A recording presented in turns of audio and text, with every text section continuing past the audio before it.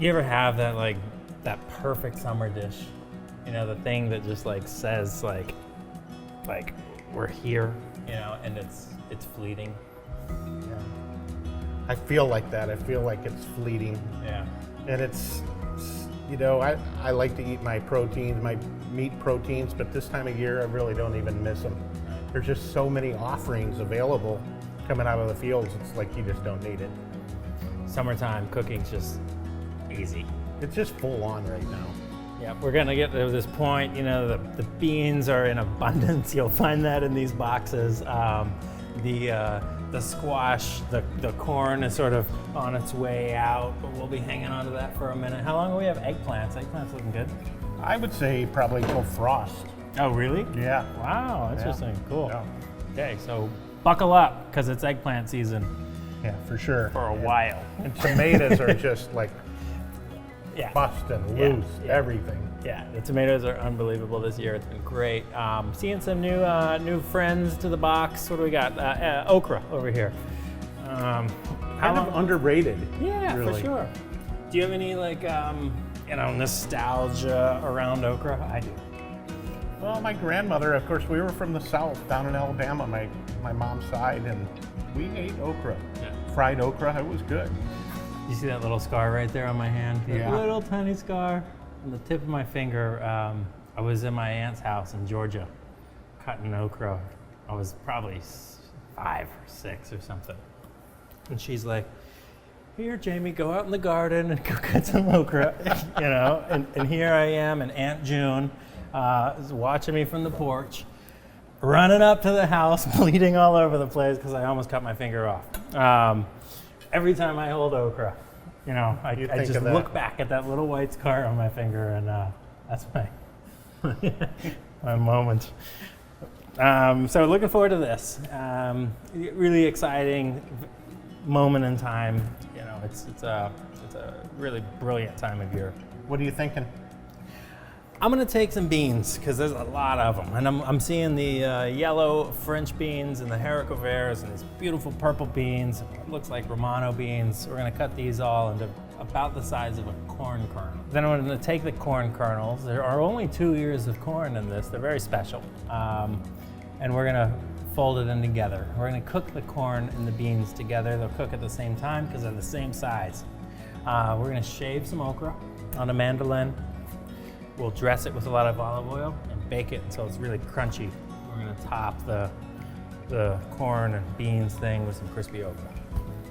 Yeah, you know, I've been falling in love with the eggplant. I've never been like crazy about it. And you know, that texture is just, as we've been kind of focused more on plant-based, plant-forward, we've been using more eggplant, and you get kind of that texture of, you know, meat.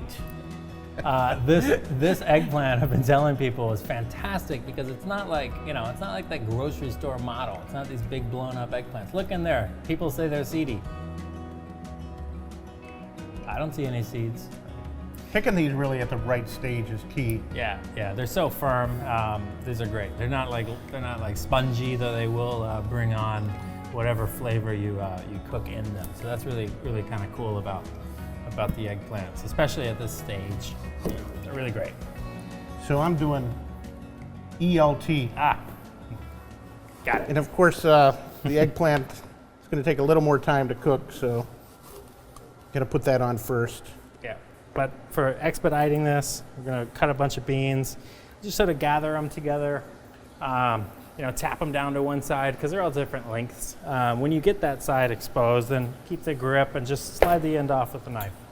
When you're ready to cut the other end, do the same thing, tap them down, and now you do repeat and go. Pretty straightforward. And then line them up.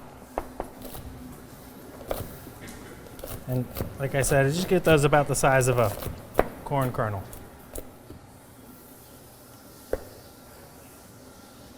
Corn.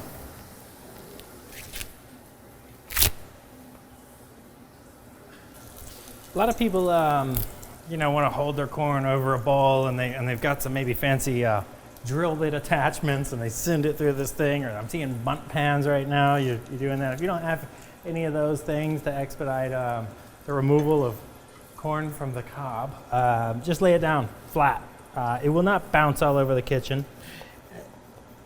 And just send a knife through it. Find the cob and work your way around. The cob itself is not waste. Please do not throw it away. A lot of aroma here. The husk as well. It's not waste. It's great. In the book, we feature a corn silk tea. We also do a corn stock, which is really great. Well, I'm just looking and making sure they're cooked all the way through. I put a little salt on them. I want them a little bit crispy. I want the eggplant to cook. That one's done enough. Yep. They're done. I want to put them on a towel and dry them out a little. So this is a newer blend that we're doing, the basil and the tarragon together. Yeah, I like that. Yeah, it's perfect for like tomatoes and squash and even eggplants, anything. It's got a lot of sort of Mediterranean vibes. It's really great. We don't get greedy when we're slicing on a mandolin. You don't need to get every little piece. We just make it nice. And when it starts to feel like you're going to cut your hand off is about the time you should probably quit. Okay. We're going to do these in the oven. Olive oil, a little salt. Give it a good stir. I'm just going to lay these out, and we're going to bake them real hard, real fast, till they're nice and crunchy.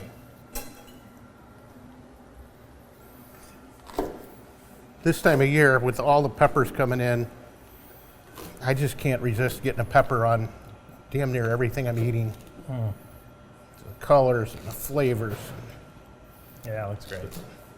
The shishitos, this is probably the best year on shishitos and poblanos and banana hots, and there's some super hot ones there. I'd imagine in the next week or so we'll be seeing quite a bit of peppers in the box. Maybe some sweet ones, maybe some hot ones. You'll find out.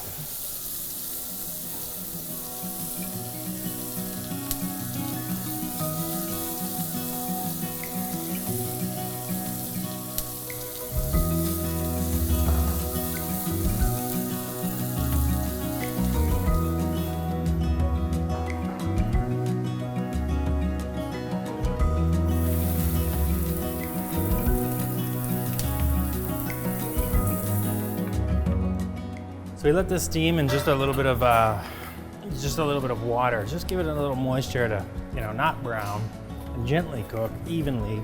We just melt a little butter in, let it soften up. Done. So we got this some people. Okay, let's just put it out there.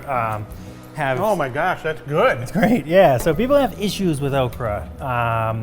Generally textural. It's not like a flavor. That texture is amazing. It's great. Super simple. You can do this, in 10 minutes. But the goal is, to sort of dry out the okra in this particular approach. I want to dry it out, make it crunchy. Yeah, a really fun, very simple approach. You could do this and just have it, as little snacks. You could roll it into like a snack mix or something like that. Potato chips, just sub it out for those easy midday snacks. I like them as a textural contrast to something else, right? So this is this crunchy, salty vegetal thing to this sort of soft, very sweet corn, and I think it'll do really well for us. Anyway, wrap that up. It's dinner time. I could eat a bowl of this stuff too. It's really great. 3 ingredients: corn, beans, okra. Summer, summer, summer. Yeah. Just bury that thing there. Get your.